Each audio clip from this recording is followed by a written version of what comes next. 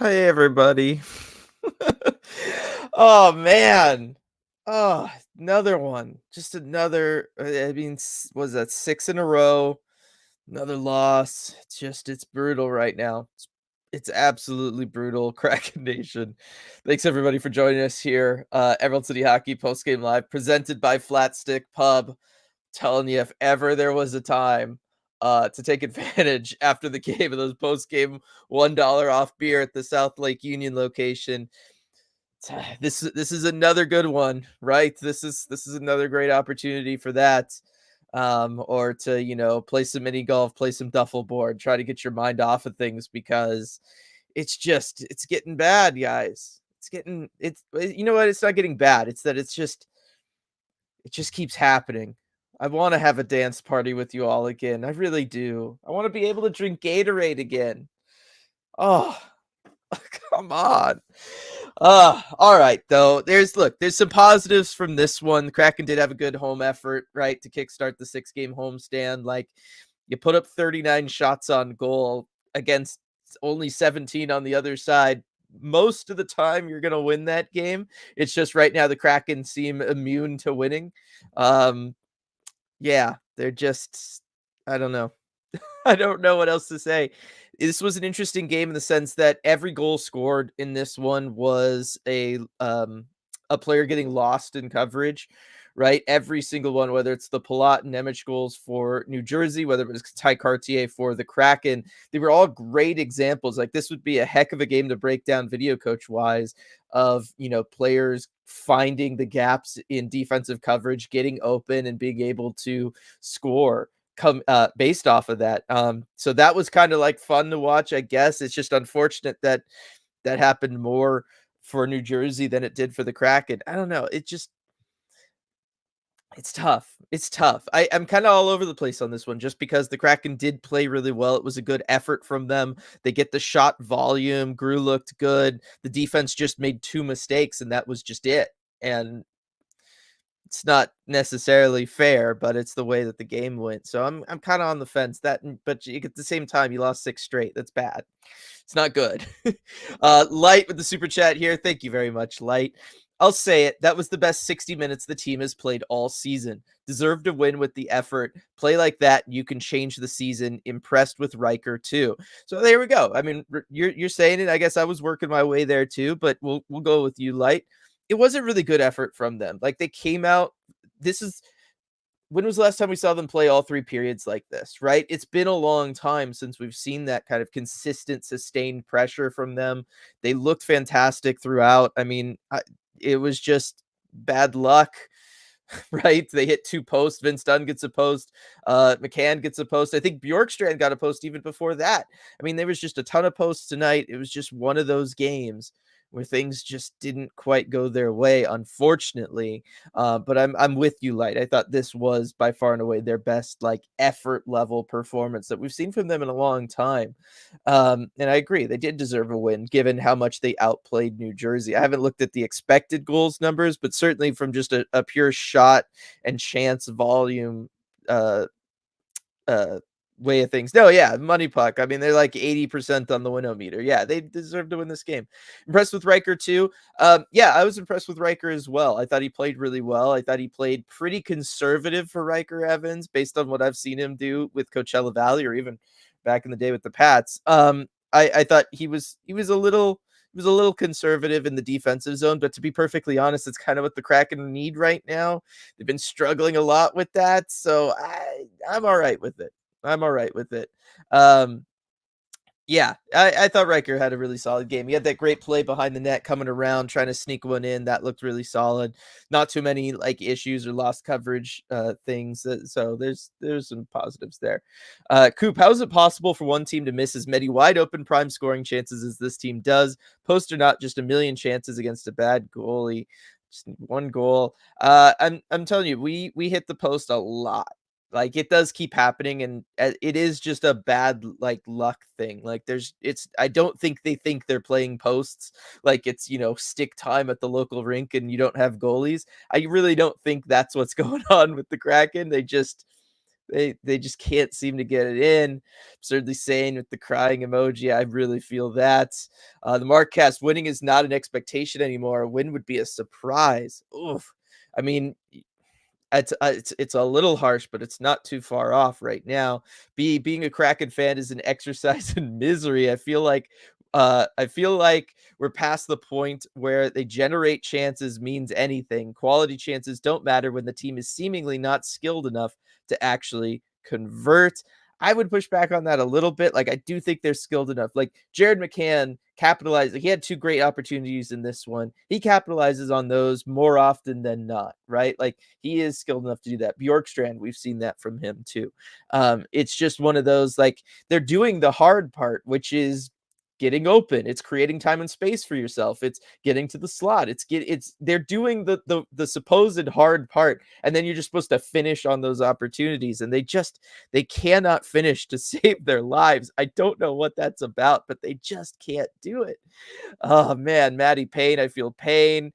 Young, the gas pedal was on, but nobody bothered to steer. Ryan, positives, Riker Evans, and effort. Yeah, I agree with that. I think we talked about Riker Evans, we talked about the effort level. Those were big time positives in this one. So that is definitely something to take away like from this is like, look, they are starting the homestand strong. They understand what they need to be doing. So there we go. There is that element of it. Stratic, this game got a message from the hockey gods. Don't even bother trying. Oof. Oh, oh, oh. No, it's all right. Like, you have to try. Like again, they looked so good in this game. They looked really good, guys. Like, if they play like this more often than not, you will win the game. It's just right now they just can't seem to win a game. It's the problem. Marquez, can we talk about the national ESPN Kraken media bias? Lol. Hey, that's just West Coast hockey. Welcome to being a West Coast hockey fan. The national media is always going to be inherently biased against you. It's just the way it goes. I will say, people on Twitter seemed really like on it. They felt like they were really, really picking on the Kraken, and there were some times where it was that way. But also understand, like, we just went on an East Coast road trip and we dropped all of the games. I get why a lot of what they were doing was just basically reporting on the fact that the Kraken aren't playing very well. I don't know that that's totally picking on them so much as it's unfortunately accurate. um, let's see. Regardless of how great the chances were, they don't matter if they don't go in. From Sean, agree with that. Burnt creme, no finishers. I know. We've talked about that. That's just the number one thing this team needs. Coop echoing that further down. Joey, this is a rebuilding year. No kidding ourselves. They are not a playoff team, not even close. I'm just hoping they show up on January 1st and Vegas doesn't blow us out. I would argue they are close. The standings would say they are close, although that's starting to get a little harder to make the argument with. Eh, we'll see. Like I said, I'm reserving judgment until the end of the 6-game homestand, which obviously didn't start very well tonight. But I am reserving judgment. Again, they played with effort. They looked good tonight. They did. This was by far and away the best game they have played since they played the Sharks when I was up there. Right? We're talking 2 weeks ago. So I really think that they're playing well. Like, they generated so many chances, 80% on the Winometer. That you doubled up shots on them. You more than doubled up shots on them. Like, you played well. Um, let's see. Tigrana? Tigrana? With the super chat here. New hockey fan here. I'm basically done after this losing streak. They are not playing at the NHL level with stupid mistakes. Absolutely embarrassing. Oh, it breaks my heart to hear that you might be done with hockey. I would say that, this is part of all sports. It's just you go through the ups and downs. The down times like this make the ups that much better because you've experienced the low points. I, I mean, I was just saying it. They played a really good hockey game tonight. They did. The Devils aren't a bad team. I know they've had their own struggles this year, but the Kraken played a really good game. If they just made two defensive mistakes, and the Devils were able to score on both of them, and the Kraken just could not get one past Schmid tonight. I will defend the effort level because that is something that they have struggled with all year. We've called them out. I've called them out on that, right? This isn't me just trying to, back up the Kraken. We have talked about the effort level. It's been obviously not there. Tonight, the effort level was there. They did what they had to do to win the game. This is just hockey where sometimes you hit 3 posts in a night and you just get unlucky and the other team doesn't, basically. Like it is known amongst like sports stats people and the probability people, Vegas, right? Whoever's setting betting odds, hockey is known for having the most kind of random or inherent luck factor of all of the sports. And this was just a night where that was there and it got the Kraken. And it just sucks that it came on the back of them uh losing all those games on the road trip and the fact that they were already on a 5-game road trip. That's where I'm at. That's where I'm choosing to look at this, but I understand why it feels like everything is just compounding down on this team and on us as fans, right? Like it is rough. It's really, really rough. George, unfortunately, moral victories don't get you to the playoffs. That is true. Need a 180-degree turnaround by Christmas, or it's time to start planning on the players to sell at the deadline for picks. Now, I agree with you there. We and RJ talked about this. If at the end of this homestand, the Kraken have not turned things around, that's the season. It's over at that point. So I will agree with you there. Light with another super chat here. This was also just a fun game, to be honest. It was a back and forth game. Like I said, the Kraken kind of dominated it, really, and so that is fun. It was enjoyable to watch. It was far more enjoyable to watch than any of those games on the road trip. I will tell you that. Bahrain, geez, if you want to convince them that putting in an effort isn't worth it, well, see, that is a concern. You put in that, a hell of an effort tonight. You don't get rewarded. It's hard to then go out there and put in that effort again. Need a true scorer, which we don't have from Joey. I mean, we have talked about that. That is true. Burakovsky trying to out Schwartz from burnt creme. I know. Dude cannot catch a break, although he was able to come back for the third period. But it's just unreal. Absolutely unreal. James, Matty is either a step slow this year or a trick off in terms of, or a tick off where he needs to be because he just can't seem to put himself in the right spot to score unless he's on that left side dot. So many misses. I think the struggles earlier on in the year kind of got to him and they've shaken his confidence. I think that's where he's at personally. We know that he's been doing a really good job at driving possession, at, helping his team, his line mates generate scoring chances, at being a really good defensive player and a defensive center. It's a very hard thing to do in the NHL.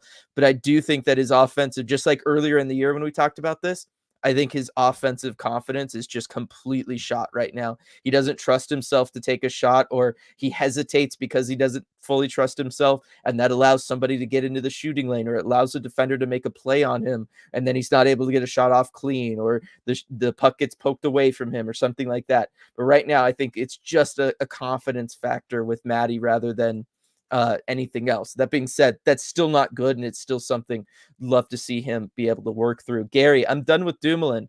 Look, Dumoulin has struggled this year. There's no doubt about that, right? I see Dave's with you. Habak, Dumoulin has to be scratched. Who knows what we could have done without his late penalty. Yeah, Dumoulin has struggled this year. There's no doubts about that. I thought Schultz has also struggled. It made sense for them to sub out Schultz and put Riker in on that spot. Maybe we see something reversed for the next one. I don't know. It's tough. It's tough. He has not played well. I mean, I'll give that to you. He had kind of bounced back from the rough start to the season, but he did not have it tonight. Did not have it tonight. Alan, I'm overly frustrated. The effort was there and we got cheated by the iron, but the effort had to be there for all 60 minutes. Why is every trash goalie a Vezina finalist against us too? Every time. It's ridiculous. It's absolutely ridiculous. It's crazy. This effort against the worst team would have had a different outcome, I think, from Zoe. I agree. I think, well, even against this team, it should have had a different outcome, right? You play that well against any team in the National Hockey League, you should be winning games. You're going to win games the majority of the time. It's just you just got unluckied. You got goalied. It was more that you just got unlucky, right? How many shots just missed the net, or the 3 that clang off the post, or, I guess 2 off the post, 1 off the crossbar if we wanna be specific. But it's just one of those things where it's just I don't know how to put it in words. I don't know how to keep bringing it up. I don't know how to keep talking about it. It just it's just so unfortunate. It just came at the worst time. But at the same time, they had the effort. They had the effort this time. And I see you, Burnt Creme, here. Effort is expected. It's not an accomplishment. I'm with you on that, right? I've been kind of calling that out stronger. Talked about it on the deep dive, talked about it on that road trip in the post game lives. I am with you in the sense that you're professional athletes. This is your job. You are expected and you are paid to come out and have that effort each and every night. But given how much of a struggle it has been for them this year, whether it's been they've been banged up and they're dealing with injuries, or they're playing hurt, or whatever it is, I gotta take it, and I gotta sing their praises, and I gotta hope that it continues and that we can see this the rest of the way. Certainly through the homestand, but really for the rest of the season. But I understand where you are coming from, Burn Crab. I do. Why are bombs from the blue line our first option a lot of the time? Well, if you're generating a lot of screens, or like New Jersey tonight, they do a good job of playing pretty conservative in their own zone. They like to collapse in around the slot, make it hard to get a lot of chances there. And so when that happens, one of the natural kind of consequences of playing that way is that you're going to have a lot of traffic in front of your goaltender. And so what I think the Kraken were trying to do was they were trying to take shots from the point, because there was a lot of traffic in front. And if you can sneak that puck through, it's a good chance Schmid was not going to be able to pick it up the whole way. Maybe he doesn't even pick it up at all. So I think that was just them adjusting to their opponent. And look, it worked. They were able to outshoot them by a ton. They got some really good chances.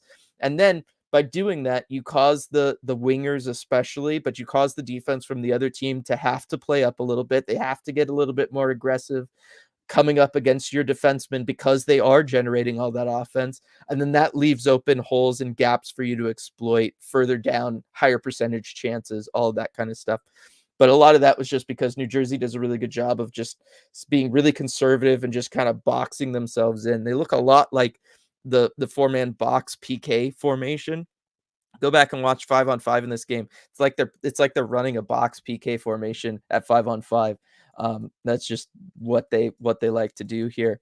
Bahrain, Cartier was fun. They completed some passes to their teammates instead of the other team. Again, talking about things that should be the expectation. But it is true. And yes, Cartier was fun. I mean, talk about a guy who the effort thing has not been a question this year with Ty Cartier. Love that he's able to get rewarded with another goal, his 5th of the year. It's really, really nice to see that for him. Definitely happy for him.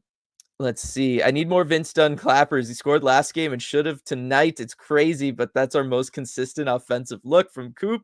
Again, I talked about, I think that's something that the Kraken would like to do. I think they realize they can't afford, with the way the defense is playing right now, to activate their defensemen all the time. To Daniel's point earlier, this would be another reason why they're taking more slap shots. Can't, try to do backdoor plays with Will Borgen and all that stuff when you're playing so poor defensively, especially through transition. You need your defenseman back. The other way to then have them be involved in the play, which we know Dave Hackstall likes to do, would be to have them take shots from the point like that. So I am happy about that. Let's see. Sean, I knew this was going to come up. I remember a few weeks ago when folks were saying as bad as year one, then we all conceded that the team went on to lose 12 of 15. No way this team could. Yeah, I knew that was going to get brought up. That was RJ, by the way. So we'll see. I still don't think it can be that bad, but I don't know. American Devils fan who's always been a fan of this channel. Our goalies were bound to have a good game. Yes, you picked a great time for you to have a good game. Let me tell you. Thanks for being a fan, though. Really appreciate that. Steven, positive. Riker Evans can play. He's an NHL defenseman. No need to send him back at any point now. You might be onto something there, Steven. I want to see a little bit, right? I want to see him against some different teams. I think we'll learn a lot. we'll see what the coaching staff does with the back-to-back Saturday, Sunday. If he plays both of those games, I think that'll be very telling as to whether or not the Kraken think he can stick around and be an everyday guy now. So I'm intrigued by that. But yes, he played better than Schultz and he played better than Dumoulin have been playing. So he played better tonight than we'd seen anybody on that bottom pairing play. To me, that's a signal that he should be in the lineup. But at the same time, I think that about Shane Wright right now. I'm starting to even think, if, like I said, if this homestand goes bad and you're kind of out of it, bring up Shane Wright, get him the reps. Same thing with Riker Evans. Keep him up, give him the reps. Just get him ready for next year when you're looking at being more competitive. Let them have those NHL minutes. So I'm with you there, Steven. Riley, Dean Evison, Seattle head coach. Not because it's Hackstall's fault. This team needs a wake-up call to try and save the season before we go into tank mode, if need be. Look, we talked about this. If this homestand goes bad, we could see coaching change happen, despite the fact that it's not really Hackstall's fault. A lot of this. I don't know that Dean Evison is the answer, to be perfectly honest. I haven't always really been a fan of his. I talk about that a lot on our Patreon podcast, Red Glare. I'm not a huge fan of his tactics, of his ways of motivating. I think it works, but it has a shorter shelf life than other ways of motivating, kind of always being that hammer. Get those rumors from the Minnesota beat writers that he really lost the locker room this year, right? They started struggling, and then his coaching style just really wears on you when you do go through those bumps in the road. I just haven't been a fan, right? Which probably now means he's of course going to end up getting the job. But that's where I'm at. I do though think it isn't Hackstall's fault, but he is the person in charge, and you know what I mean? Like that's part of it. When you are in a leadership position in a results-driven business, the way sports is, that is something that you have to know. But yes, I just don't know about Dean Evison. Sorry. Basics. I actually do think bad luck has been a significant part of this season. Still not executing as well as we could, but sometimes you're just snake bit. Look at Donskoy last season, or the season before. Really, it was year one. Yes, I mean, we talked about this the last two deep dives, right? The fact that the Kraken are generating chances. They should have a lot more goals than they do have. And a lot of that is just they've been unlucky. Now, what's unfortunate is we saw the Kraken as a team be very lucky last year, and it lasted an entire year, right? We saw them having a very high shooting percentage for an entire year. That good luck was there and it was sustained. On the flip side, bad luck sometimes with teams in hockey can be there and it can stay there and it can be a sustained, really long period of bad luck. And unfortunately, the way this just keeps happening to them game after game, I'm starting to think that might just be the case this year, where it becomes a lost season, not because you played poorly, but just because you weren't able to get enough bounces. And then things start compounding on top of that. And then your confidence gets shot, right? We talked about that with Matty Beniers. I don't think he's the only guy on this team that might be starting to have some issues with that. And it just keeps building and piling on, and you feel more and more of that pressure. And it's hard to win when that happens, right? And so it's one of those things where then the bad luck kind of continues from there, just because you're not able to ever really get into that zone.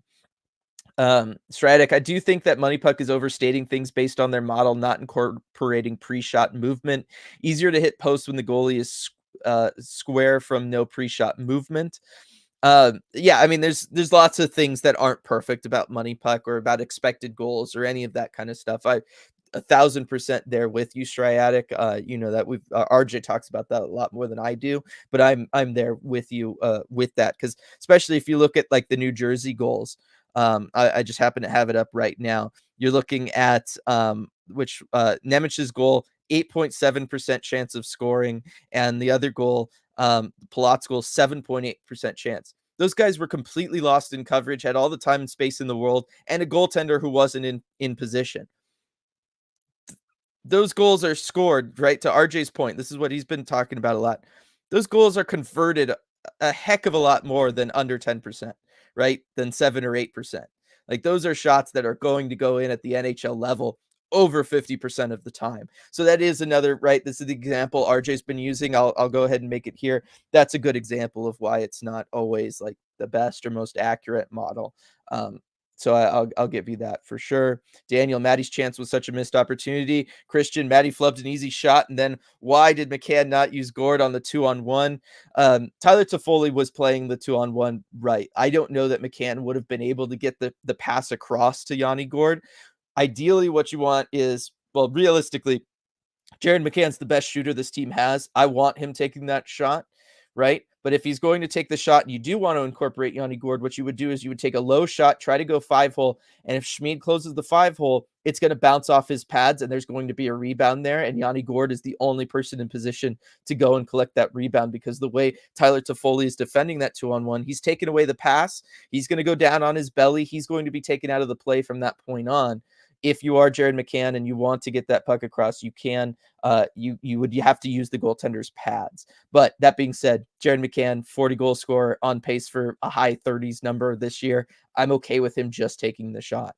Light with another super chat. I don't know what you all think, but I've observed that Matty makes way more creative plays with Ty on his wing. I think his physical play brings it out. I've talked about this. Well, I haven't talked about this recently, but you are right, Light. Ty is a big guy. He creates a lot of space. Matty has always been at his best, whether it was at Michigan or whether it was, think back to that 10-game stretch he had with the Kraken year one, when he has time and space and he's able to work around the offensive zone, when he's able to scan the offensive zone, when he's able to take the puck and cycle around up high in the offensive zone. That's always been where Matty Beniers is at his best, because he can then get a full picture of where everybody's at, what the defense is doing, and then he's able to kind of surgically strike and just pick them apart. And what Ty Cartier does is, by using his big body, he's able to generate some more space for Matty Beniers to move around, get a better picture of things, and then make something happen. I think part of Matty's struggles has been this year, and we've talked about this, the centers are really being told to attack that slot aggressively, and that's just not his comfort zone. He's not one of those kind of dive down the middle attack with a high percentage danger chance. That's not really Matty's game. Matty's game is to really kind of go around the world in the offensive zone and then pick apart the defense. And right now, this year, the system has not been that for the centers. The system this year in the offensive zone has been really hyper aggressive for those centers. And I just don't think it's really fitting Matty's style of play. Let's see. Is it time to start sucking for a better lottery pick from just Michael? Not quite yet, but you know, if things continue like this, yes. Yes. Can we get a lead? First time in a long time. We've never trailed by 2 goals from Gary. Yeah, it's been over 15 days now since the Kraken have led a hockey game. Not good. Not good. Let's see. Everybody talking about the ESPN coverage there. Jenna, they look studly out there tonight. I know, talk about the effort. The effort was totally there. Just can't finish. Can't get those chances to drop, unfortunately. Let's see.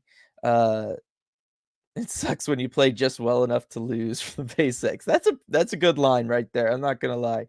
It's a good line. Chip, I'm so conflicted right now. Sure, playing 60 minutes is a good thing here, but we still lost, so who cares? The hole we're digging feels deeper and deeper. Still have lost 6 in a row regardless. I'm with you. The results speak for themselves. This is still do or die time. Absolutely. It puts even more pressure on the next game. And guess what? The next game is the first of a back-to-back. So it's very, very less than ideal what the Kraken are walking into right now. So I'm there with you, Chip. But if you want to have hope at all, you got to take hope in the fact that the Kraken did play well tonight and they just got unlucky. So it's just, you know, at this point, it's becoming a personal choice of how everybody, wants to individually view the Kraken season and how they're doing right now. They're giving us both, which is interesting. Most teams can't do that. Look how talented our boys are. They can give the optimists among us some hope and things to point to about why they're playing well, and they can give the pessimists or the realist, if you would rather, something to point to and say, yeah, doesn't matter. We're right there, and so I think a lot of us are conflicted about that, Chip. I don't think you're alone. I know I'm certainly in that place with you. Let's see. Jen, I really thought they looked great. And it was fun to watch. True. Absurdly saying, let's take a moment to remember this is the third year expansion team, and expansion teams are usually horrible for several years. Yeah, I mean, it's just Vegas really broke this model for us. Really, really broke this model. It set the expectations so insanely high. Oh man. Zoe, I watch for entertainment, and today I was entertained. So there you go. Sports are entertainment first and foremost, right? It's the ultimate form of reality television. It's unscripted, unlike most reality television, and yeah, I it's why I like sports. Bird Creme, sorry, Dylan. Really good game is scoring goals and winning. Otherwise, it's an exhibition.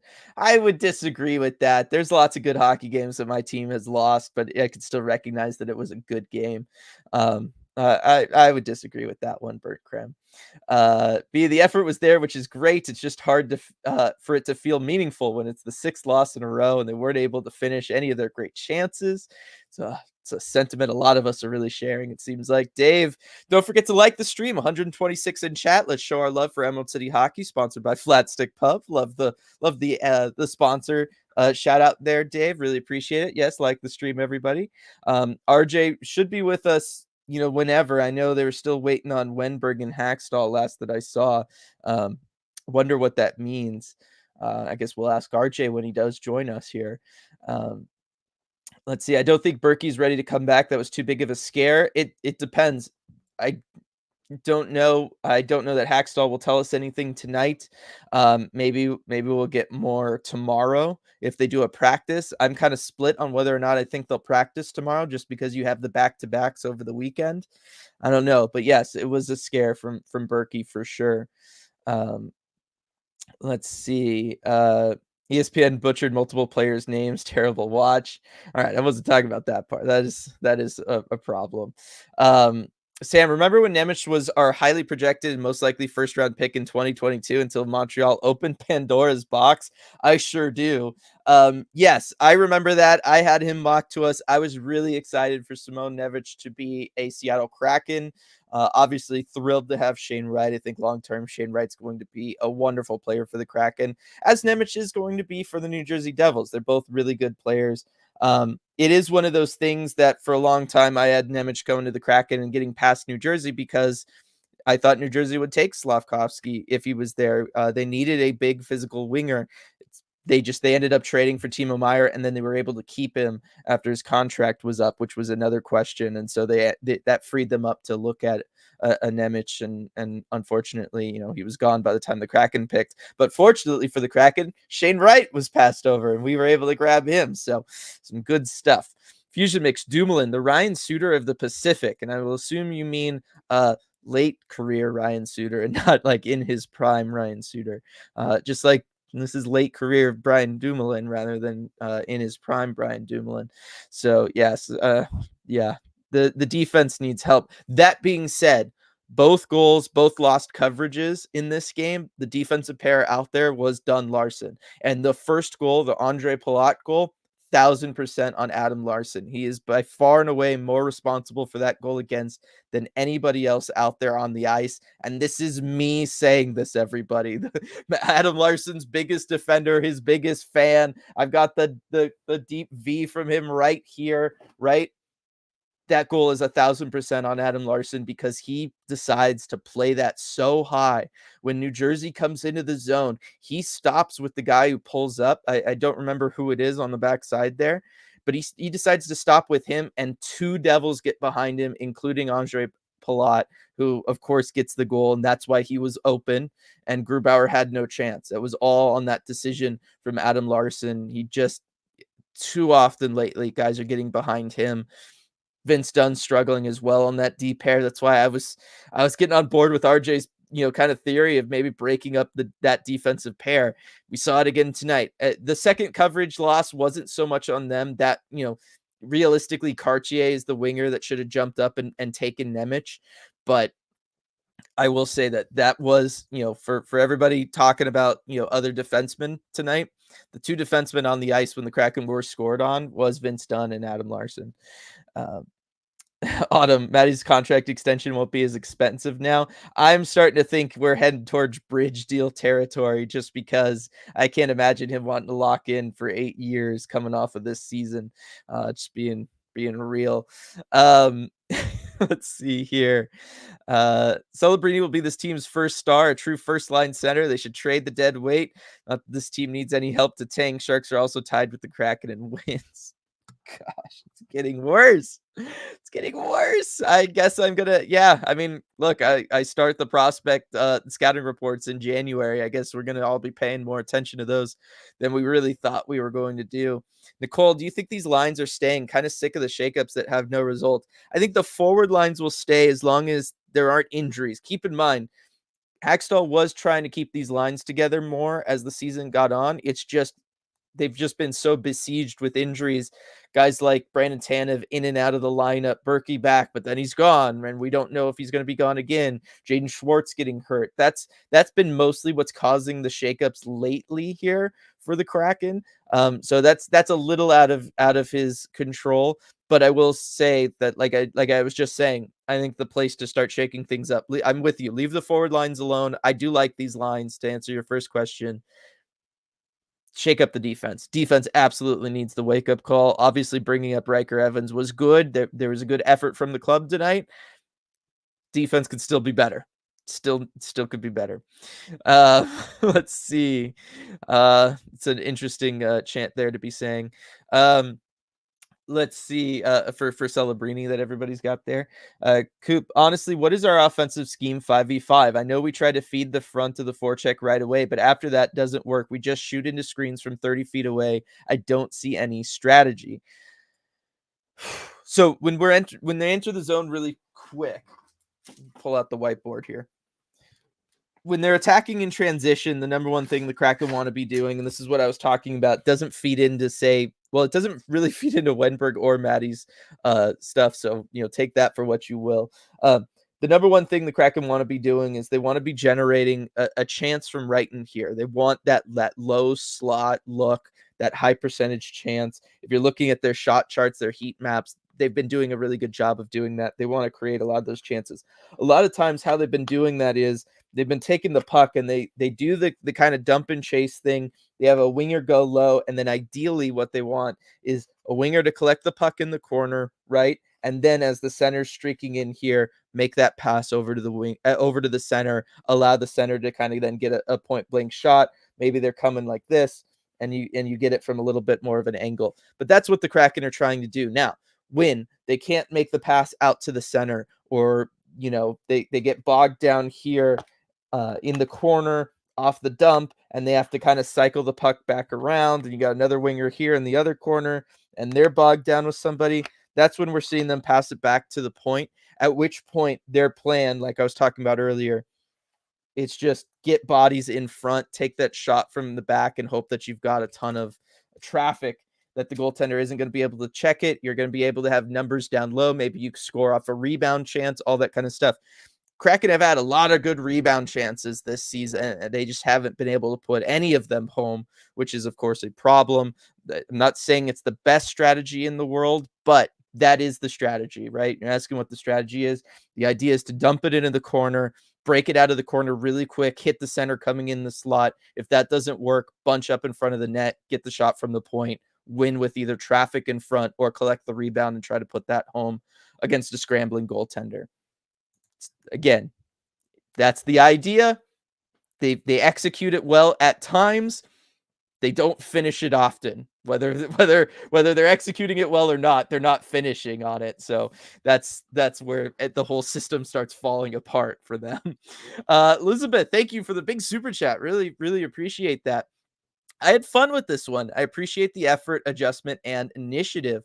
Loved how Riker played. Wish we had another D call up. Third pair D is a liability. Is the constant fourth line rotation holding Yams back? A little bit. I mean, keep in mind, this is kind of where Yamamoto has been as an NHL player. Not to not to answer the last part with the most depressing part of this for your super chat here. But Yamamoto was bought out. That's why he was a free agent this year. Was Detroit bought him out of his contract? Edmonton had traded him over there. They bought him out of his contract. So that's kind of where Yamamoto was as a player anyway, was he was being paid like a top six or a middle six guy, but he was kind of playing more of a bottom six. He was producing at a bottom six level. So the Kraken were able to bring him in at a bottom six price tag, and that maybe worked a little bit more there. So I would say that that's just kind of where Yamamoto is as a NHL player at the moment. Right now, I don't think that the line rotation is really doing that to him. I'm with you. The third pair D, it's a liability. Like I said, Riker Evans, he could fix some things. He's going to struggle defensively at times. I don't think we really saw that tonight. Which is good, and I'd love to be wrong about that. I really would. But yes, Dumoulin, Schultz, whoever is in the lineup, if it has been a struggle. And then, like I said, really tonight, the first pair was by far and away the one that they struggled with the most. All right, we got RJ here. So let's bring RJ in. RJ, kind of you to join us here 40 minutes into the post game. Yeah, I'm so sorry I made you wait this long, Dylan. This has got to be top three, the longest it's taken for us to kind of get Yeah. through the media. We got Ty Karche right away, which was kind of odd, and then a long wait for Alex Wedberg, and then another long wait for Dave Haxtell. But as far as the takeaways from everyone in this game, and you could definitely see the frustration on a lot of the players' faces in the room, and I think frustration was kind of the key word in this one because they felt like I think a lot of us did that they did everything they could except score a goal there to tie that game. There were a lot of good chances, and Ty Karche kind of started off with that sentiment. He said, if we play like this all game, if we continue to play this way going forward, we're in a really good spot. And I do agree with that. And Alex Mhm. Wenberg was a little bit tougher on himself and the team and everything. He said you do have to do the things to go that extra little mile to make sure you get those goals, whether it's screening the goalie or just getting there for some close rebounds. He said it is tough. It feels like we're missing a lot of pucks right by the net by just a little bit. But the more you get guys to the net, the more pressure you put on there, the more you get in the goalie's eyes, the more that's going to help you out, kind of get over that hump to get past a good goalie. And then as far as Dave Haxtell, I thought he really expressed, that he was kind of proud of the effort from his team. He said, we played our tails off tonight. He said, it's a tough result, but we put in that hard work and we just feel like we aren't really getting the results of that hard work quite yet. Mhm. I don't know. What's been the vibe in here? I'm curious. It's been 40 minutes now. I'm sure a lot of frustration with the results of this game because I think I'm happy with the effort. I'm sure a lot of people see the effort tonight. It looks very Yep. different than the last two games, but the result isn't there. And you look at the standings, and this team is in trouble. Yeah, and that's basically where everybody's been at. Like, conflicted is really one of the words that a lot of people are using. Otherwise, things have been great. Got 132 people in here right now. Like, Love everybody's it. having a good time in chat. By the way, everybody, I just went all the way down to the bottom of chat. So if I skipped over anything, feel free to add it in down there. That's kind of where I'm going to hang out now for the rest of the stream here. Yeah, conflicted because yes, you want to be happy and you want to be proud of the effort that the guys are putting in, but at the end of the day, RJ, we're also all kind of being realists, and you can put in a ton of effort, but if you're not getting goals, if you're not scoring, if you're not winning games, it doesn't mean anything. Yeah, and Dave Haxtell even alluded to that too. He said you can put in all the work, you can put in the effort, but you need to. The effort isn't enough. You have to execute. And then he added, he felt like they executed well tonight, but Mhm. still just didn't get the result. Also, I do have some news, some bad news actually on Andre Burakovsky. So Haxtell gave a bit of an update. He said he was in fact not available at the end of the game. And they're going to have to reevaluate his status a little bit later. So we can consider Andre Burakovsky injured again. Okay. That's great. Sorry to say that. I mean, I he know. missed Yes. the end of the second period, and after Yeah. taking that hit, he played a few shifts in the third period, and I think just wasn't feeling quite right. I don't know if the broadcast showed it all, but we certainly noticed on the bench he was feeling he was looking like he was feeling very uncomfortable. He was kind of hunched over. He kept kind of trying to feel out that shoulder area, and it just looked like he was in some serious discomfort there. So he didn't play the final 11 minutes or so of the game. Yeah, it's I don't remember seeing that on the ESPN broadcast, but yeah, that's unfortunate to hear.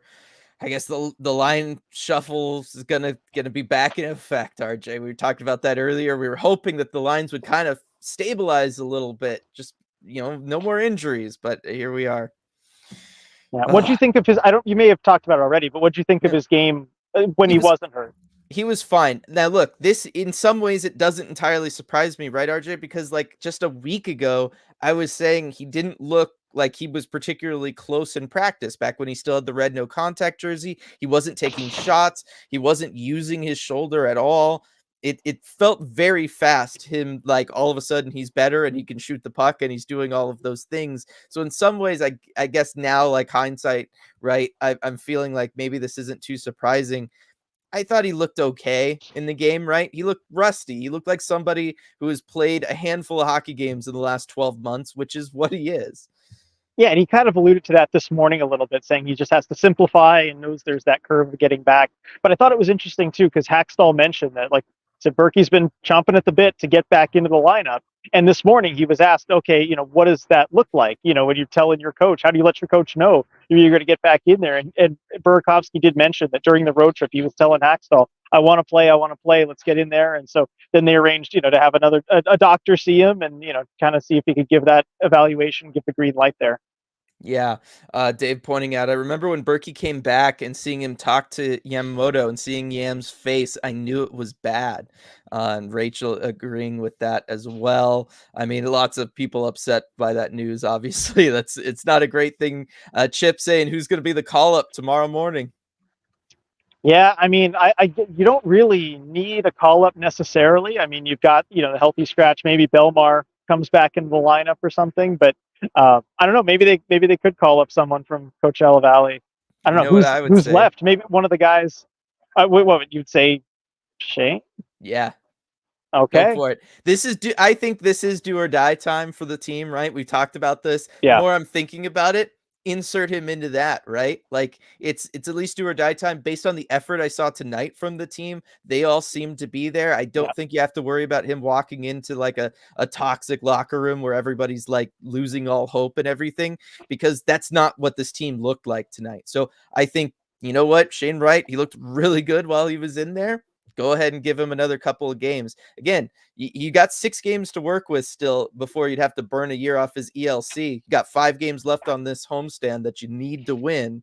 Might as well bring up Shane for those. You know what? At this point, now that I've seen what I really thought was pretty much a full 60-minute effort from this team Mm-hmm. at home, I'd be more okay with it. I feel like, and certainly, having come from the locker room and everything, where you could see the atmosphere, although there was a lot of frustration, it wasn't miserable. Nobody was down on themselves. They knew the work that they put in tonight. Yeah, I wouldn't have a problem bringing him into this. Yeah. Stratic, I do feel like the kinds of chances the Kraken are trying to generate are very luck sensitive. It can swing either way because you need a bounce or a snipe. These aren't open net looks from passing. So the whiteboard's already been out, RJ. I've been talking about what the Kraken have been doing. And basically, the whole idea is, right, kind of dump it into the corner, have somebody collect that, throw that out to somebody streaking down the slot. If that's not there, get it back to the point, create a bunch of chaos net front, and then take the shot from the perimeter. Yeah, in some aspects, some of that is more luck based, right? You're hoping that your center is open when you collect the puck and you're able to freely move it to him. And then from the perimeter stuff, you're hoping for a screen, or you're hoping that the rebound bounces to your guy. That being said, RJ, they are getting good looks. That's how you get 3 posts hit like tonight. Yeah, I mean, they were generating a lot off of those type of chances. And, I guess it can be a little bit more luck sensitive as opposed to other ways where kind of focus on generating offense more cleanly, like off rushes, things like that. But a lot of that is high end skill based. And it's, the kind of skill the Kraken don't really have. We've talked about this. They don't have a guy like, maybe a Jack Hughes on the other side tonight, or some of those guys that can kind of create on chances like that. So I think you just have to put in the work, hope the bounces go your way. I still think it's the best strategy for them. Yeah, that being said, you look at all 3 goals scored tonight, RJ, and they are all scored by players who found gaps in coverage, right? These are all missed assignment goals, all 3 of them tonight. And given the way the Kraken play, when you just kind of bunch up things net front, especially against a team that plays a very conservative style of defense 5-on-5, the way the Devils do, you don't give yourself much of an opportunity to have guys get open in shooting spots. You don't have them, find gaps the way like a Nemec did tonight, right? Where he's able to walk down and kind of sit in that gap and collect the puck and score. I do wonder if that would be something that would be better if the Kraken did try to spread out a little bit more in the offensive zone. You're forcing the D to spread out, and then you can potentially try to find those gaps, get guys open in slightly better scoring areas. Yeah, and it's the kind of thing that we've seen from the Kraken at times when things are going well too. You look at the Nemec goal, and I think that's a defenseman who identifies that the forward who's supposed to be covering him has kind of lost focus, lost track of him. It was Ty Cartier there, Yeah, and he sneaks down low, and he's the recipient of a pass. And we know the Kraken defenseman can activate, can do things like that.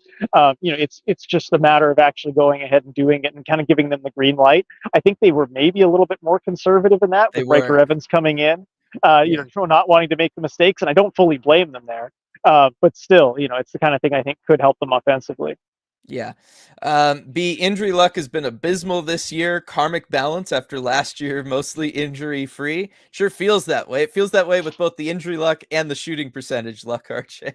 Yeah, it does. I mean, I tweeted earlier today that like the Kraken have already used the same number of different skaters this season, 26, that they used all of last season, which is just wild that it's this early in the season. Although this is closer to normal. This is what most teams Yes. experience, I think. Last season, they were just uncommonly healthy. Yeah. Coop, rushing him back would be a bad mark on team management. I really hope that's not true. I don't think it's true, right? Like, I was just surprised by how fast it all seemed to come together. That being said, that has happened for injuries before. Yeah, although, I mean, if you look at the initial timeline that was given Yeah, when he was it hurt, fits. yeah, it fits. It was 6 to 8 weeks. We're just a little over 6 weeks. It's within that window. If he came back after 5 weeks or so, I'd really be questioning it. But it just seemed like it all fit, and he had the time to ramp up as well. Like Yeah. Hackstall mentioned that it was his third practice yesterday, like a third full practice doing everything. And at that point, he hadn't had any negative results. But you can never really know until you get to that game situation and you take a hit like that. Well, and I was gonna say, do we know that it's a re-aggravation of the same thing even? We What, like, don't. was I mean, it's yeah. it's an injury in the NHL. We're probably not going to know, but you saw the hit in question that it looked like caused it, and it was kind of up high, kind of in what felt like the same area. Watching him on the bench, he was kind of working out the Uh-huh. shoulder kind of thing. So I think it's probably the most likely outcome, but I don't know for sure. Yeah. People talking about making a Chris Tanev trade here. I mean, what did you think of the defense in this one, RJ? Right, Riker Evans comes in. I guess, what are your thoughts on Riker Evans? I've been talking with everybody about him. Everybody pretty positive. Yeah, and I agree with that. And the players and Hackstall were certainly very positive at talking about him. I mean, Wenberg said he's a heck of a player. He showed what he can do. Hackstall said he belongs in this league. He's ready for this league. And Mhm. after watching him in this game, I agree. I mean, there was really only one play I kind of noticed where he maybe made a mistake, got walked a little bit in the first period. But other than that, I mean, he looked excellent. He looked confident. Yeah. That's the number one thing, too. And Hackstall even mentioned that, too. He said, the things I'm looking for are like confidence and consistency. And Evans brought that tonight. He didn't shy away. He pinched when he needed to pinch. Mhm. That move it toward the end of the game in the third period behind the net where he kind of Yep. like banks it off between his legs. Like that's a confidence move that you could tell he's feeling it. So yeah, I liked what I saw from Riker Evans. I certainly hope he's in the lineup next game. I think he's earned it. And I want to see where he can build off of from this because I still think he's the second best power play quarterback in the organization right now. Yeah. I want to see, with more chances, what he could do on the power play too. Yeah, that was unfortunate. We didn't really get to see that much from this one, Yeah. right? The first power play opportunity lasts all of 5 seconds before it's 4-on-4, and then later on, right, he fumbles the puck along the blue line, and Hackstall's like, "All right, come Yeah. here for a second." And we weren't able to see that, but he responded by making that move that you talked about, right? Like that was his next shift after that, after getting pulled off that power play unit, right? He responds with the play of the night for him. So I love seeing that. I also love the idea of like saying that he looks confident because he has one expression at all times. The idea that he ever look anything other than just what the one Yep. expression he has is just fun to think about. It's Um, true. And also one more thing on Riker Evans too that was kind of cool to see. Like we noticed that when we got in there, like everyone was kind of getting undressed and his locker stall was like totally cleaned out. And so we're like, oh, but then we realized it's because he went to go see his family after the game. And I just think that was great. When we saw him walk in on the way out and he looked, pretty happy about having just talked to his family after his first NHL game. yeah, he gets that little like that hint of a smile And that's how That's you what it know was. he's really feeling it, when he gives you that little bit. Some pushback here on the idea of bringing up Shane. Steven's going to the game in Abbotsford tomorrow, so definitely wants to be able to see Shane, for that one. Understood, understood. Burnt Creme, my question again, if you lose both games this weekend, does Hackstall make it to Monday morning? I still think he Yes. does. I think they at least I give him the rest of the homestand. Yep. If he goes winless on the homestand, then I think all bets are off. But Yeah. Yeah, I'm with you. I think he gets all 6 games of the homestand, especially after the effort that they put out tonight. I mean, it can't be overstated, RJ. You had 39 shots on goal to 17. That doesn't just happen, you know? yeah, and if you continue this effort through the rest of the homestand, you're going to get points, you're going to get wins, and you're going to start to turn things around. I mean, this is kind of where we were at after the Toronto game, right? Where they Yeah. had a really good effort. They lost a very close 1-goal game, and we maintained, like, okay, if they keep this going against Ottawa and Montreal, they're fine. They're going to turn things around. They didn't. Yep. So this weekend is going to be very telling as far as is this team past those issues. But I guess we'll find out.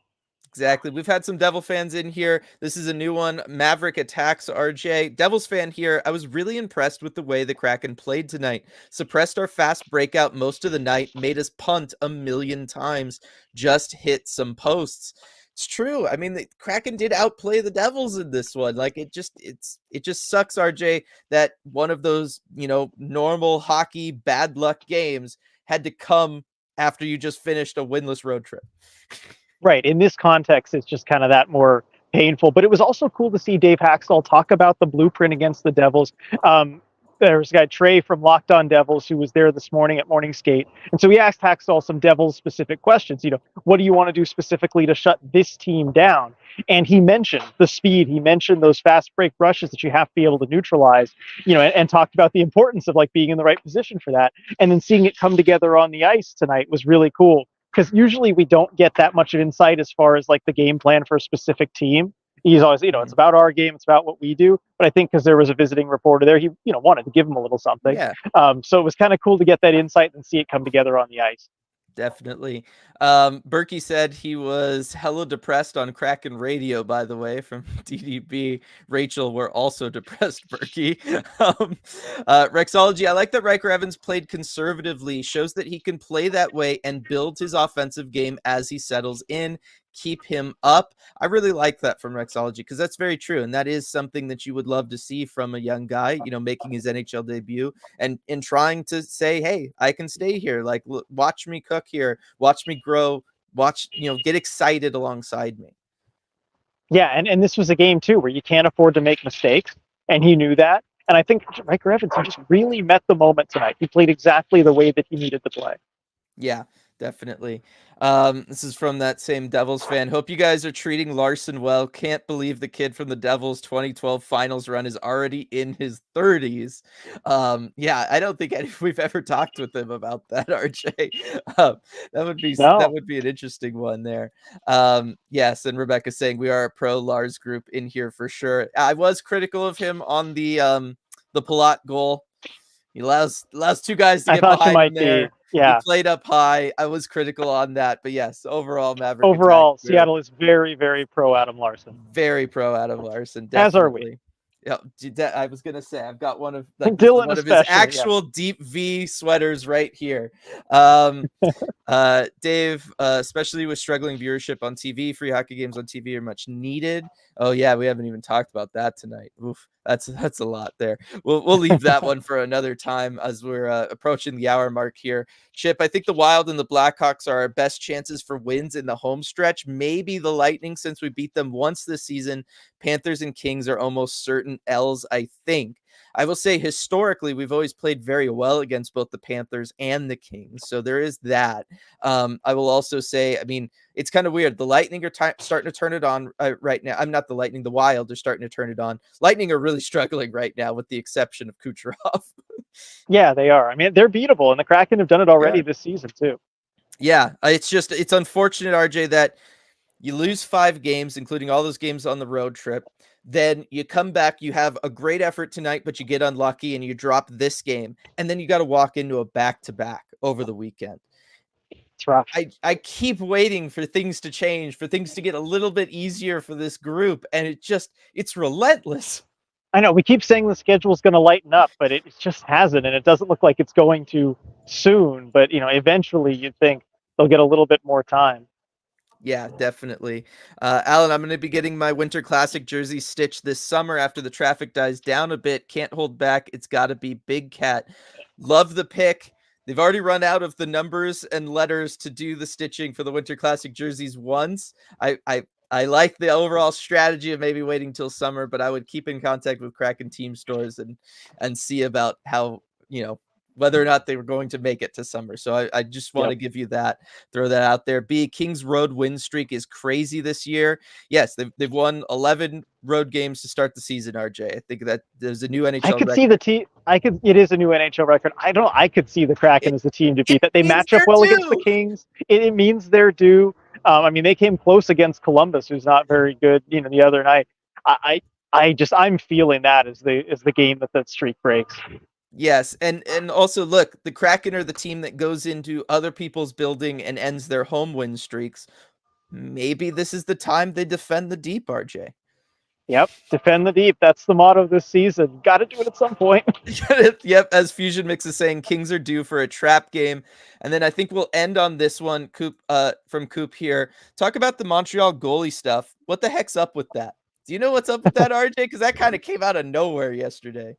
Yeah, I have no idea. It doesn't make any sense to me No. personally. I mean, I aired my thoughts on Twitter very quickly, because it would be one of Jake Allen or Caden Primo. If it's Jake Allen, he costs almost $4 million and he's through next season.